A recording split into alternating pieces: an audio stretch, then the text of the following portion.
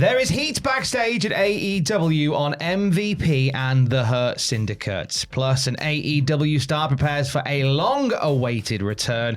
And Tiffany Stratton reveals some details of a shocking road rage incident that kept her out of wrestling. It's all in the Cultaholic wrestling news right now. So one thing we've heard a lot from AEW is that the locker room is in a really good place right now. And generally people are getting on. There is always exceptions to these rules, and this seems to be a big one of those. Rumours began circulating around MVP and the AEW World Tag Team Champions, the Hurt Syndicate, recently, specifically based on MVP, and a reluctance for the group as a whole to participate in certain storylines and title changes. Yeah, Fightful Select reports that several pitches for them, the Hurt Syndicate, to lose the tag team titles within AEW have been shot down by the Hurt Business, or the Hurt Syndicate. One of those pitches we've seen Bobby Lashley and Shelton Benjamin lose the belts to FTR, all in Texas. This would have led to FTR facing Christian Cage and Adam Copeland for the titles down the road, but the Hurt Syndicate refused to lose. WCPW Watch Along, Tuesday, 6 p.m. BST. First one was last night. It was a great success.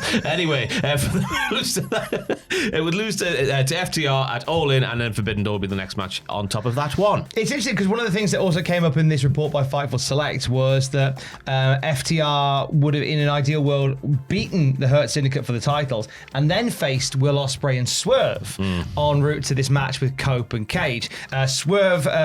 Ospreay's injury and subsequent time off meant that wasn't going to happen anyway. But there certainly was a conversation about the losing to FTR, which did not happen. MVP has stated that the Hurt Syndicate should lose the titles to a younger team, possibly the Outrunners, possibly Private Party, possibly Gates of Agony.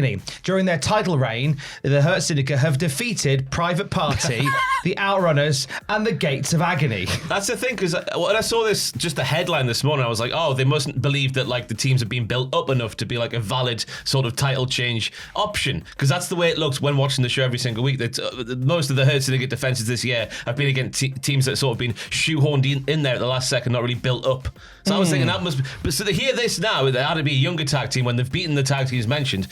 It makes you wonder. They also said they potentially would have been happy to lose to a team like Will Ospreay and Swerve Strickland. That storyline did not pan out. No mention of Jet Speed. When you talk about young tag teams, Mike Bailey and Kevin Knight certainly fit that criteria, but apparently not in the conversation at all. And this is according to sources close to Fightful Select, because of MVP's feelings towards one of them. Yeah, we haven't publicly heard the report states anything regarding Bobby Lashley and Shelton Benjamin specifically, but it has been well known backstage that MVP dislikes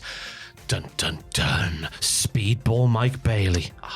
How? And a number of talents said that MVP made it clear that he didn't want Hurt Syndicate losing to Jet Speed. Nobody we spoke to knew a specific reason for MVP's dislike of Mike Bailey. I don't know how you Goodness me. Man stayed at my house. He's Pablo's favourite wrestler. No harm in that. No bad ill in our house. I know what it is, Tom. MVP doesn't like feet. That's what it is. Oh, is that what it is? I've worked it out. Don't worry. Doesn't like naked feet. All the pieces fall into the jigsaw. That's the only thing. He hates mullets. He doesn't like mullets.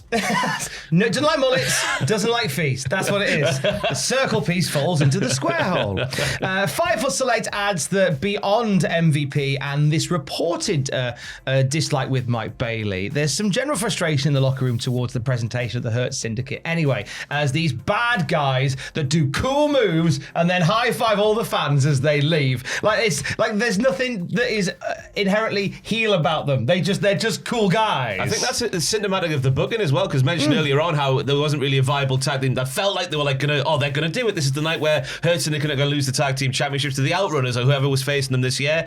It always felt like the Hurt Syndicate were so many levels above who they were facing. Is that down to the booking or is that down to the Hurt Syndicate? I think it's more the former, isn't it, surely? I mean, in a well-orchestrated, well-run business, it would be, well, that's down to the way that they're being booked. You would hope that there would be certainly whatever the booker says goes. But there's something more with AEW than with WWE and other places. I get the vibe that people are a little bit more akin to going, I don't want to do that, brother. Yeah, yeah. Because it's weird, because you put the Hurt Syndicate together knowing what they were as the Hurt Business, then you get what they were, and then people are like, oh, they're really cool and high-fi, but they were doing that back in the day. So it's a bit like Woodstock 99 in many respects, I believe. Wow. You put Limp Bizkit on the stage, you get what Limp Bizkit do. You put Korn on the stage, you get what Korn do. Don't kick off at the fans going, wow, fire, when they're watching Limp Bizkit. They're and don't enjoying kick off when the Hurt themselves. Syndicate go, we're cool, and shake hands with the fans. That's it. And now, despite this internal frustration, there are no plans for the Hurt Syndicate to leave the company. They've got multi-year deals. They've got lots of time on them. They're going to be there for a little while. It was also suggested that whilst the story was meant to go longer than they anticipated, there is no ill will towards MVP, the Hurt Syndicate, and MJF, because that was a story that seemed to end very suddenly. Yeah. And a few of us went, why have they just stopped that like dead in its tracks? We got so many weeks of like, MJF, is he going to be in? Oh, thumbs up, thumbs down. And all of a sudden it was just like, you're gone. And then the next week, Shelton Benjamin was there. Yeah, you are gone. That was it. I thought you might have had like a blow-off match or something like that. Then MJF's gone, I'll go to Mexico for a bit then. Like, it was a strange situation. Whole thing is an unusual one. I'd say it's an unusual one. What, wrestlers backstage refusing to lose the matches? Say, yeah. It's a tale as old as time, It'll brother. happen all the time. It's just the fact that this story's got out. I think that's the way it is. Yeah. And it's one that we'll keep an eye on at cultaholic.com. Meanwhile, one AEW star is back in the ring. There's Eddie Kingston on his socials, stood in a wrestling ring. Oh, we are so close to the return of Eddie Kingston in AEW. He spoke to PW Insider exclusively when they reached him for a comment on that picture. Yeah, Eddie said, I just want to hurry up and fight someone already in the ring. SH1T ain't easy, but what the F... 3-5K else am I meant to do for a living? I don't care about anything else backstage or in front of the camera. I just don't give an F. I just want my safe place and F someone up. I can't F35K wait to see Eddie Kingston back in the ring. Eddie seemed like a guy that would have been the really obvious way to wrap up the Death Rider storyline. I think he might still be. I mean, it's still going, isn't it, I guess? Because that's a little thing for me. I was expecting just after John Moxley having such a mammoth loss as he did it All In, that's going to be at least a bit of time away for the Death Riders. But no, they've just been there as if nothing's happened. Well, in terms of like them appearing on the show, you know what I'm saying? Yeah, they're still very much the big defeat loss happened, yeah. They're still very much there. Dustin Rhodes won't be for a little while, though. We knew that there was a knee injury that he was working with that consequently led to him losing the title in that incredible match against Carl Fletcher this past week. I think Kyle's to blame, really. Here, he stabbed him in the knee with a screwdriver. He did stab him in the knee with a screwdriver. Dustin Rhodes put on his socials, knees are both destroyed. I have to go under the knife August 21st. They can't actually fix the damage, so we're getting 2 knee replacements. Damn. And with not a shade of irony, hashtag keep stepping. I wish be hard for a little bit of time. That's what I'm thinking, yeah. Keep rolling. Honestly, all the love for Dustin Rhodes, who went on to say that he's genuinely excited about coming back and he feels like he has still his best years in front of him. And you know what? I for one think if anybody is going to make this huge comeback from an injury like this, a guy that has now had multiple Indian summers, it's going to be Dustin Rhodes, isn't it? But the entire time he's been involved in AEW, he just seems to be aging the other way. Yeah, really good. He is living proof that age is really just a number, and whatever age that you're at, you're not too old or too young to do anything. And I feel, as a man who's 42 years old, I feel very inspired by Dustin Rhodes, who is just like having bangers at the age he is. Yeah. Good lad. My dreams of being a Gap model are still there. Mate, you can still be a Gap model. Is that still a thing, Gap? Yeah. Well, you could be a Gap. I remember having those memories of my mum going, oh, look, you look nice in that top 5-year-old Ross. Yes, I would, ma'am. Make me a Gap model. They don't necessarily make Gap for you anymore, but they do make Mind the Gap signs for you now. Yes. Just in case. Let's talk Tiffany Stratton. She was on Impulsive, and she shared quite a shocking true story about her time in NXT. So we know that she missed a big bunch of time from the summer of 2022 until January of 23. We knew there was an injury there, but it was actually prolonged by an incident that took place in the NXT parking lot. Yeah, when I was in NXT, she says, after one of my matches, I cut somebody off in my parking garage, and they were yelling at me through their car, so I pulled over. This is where my big balls come into play. Come into play. You pull over, and a guy gets out of the car, so then I get out of the car, and we're talking SH1T. Then his girlfriend gets out of the car, and I start talking SH1T with a girlfriend, and I push her, and she pushes me back, and things develop very shockingly, Tom. Yes, he said, we start brawling, and this is where it takes a turn. The guy stomps me right on my face. I broke a face bone, so that's why I was out for so long in NXT. I still don't have feeling in my tooth right here. I have a big foot mark on my face as well. The guy stomps her right in the face. Seth Rollins is out of order for doing that in the car parking garage.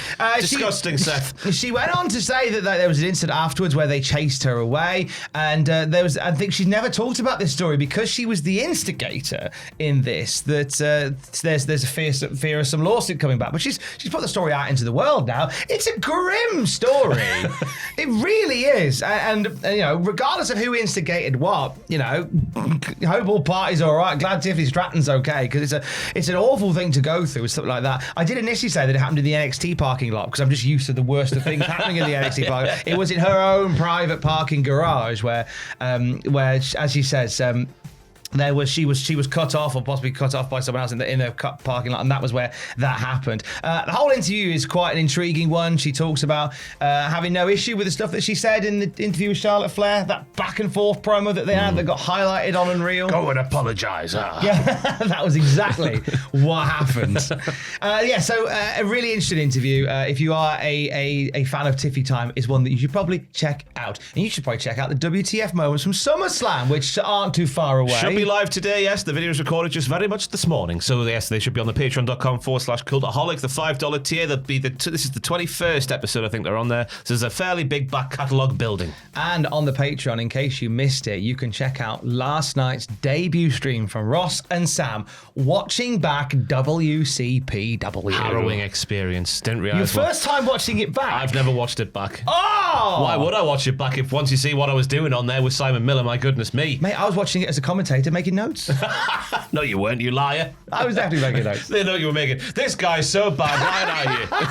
That is not a nice thing to say about Simon Miller.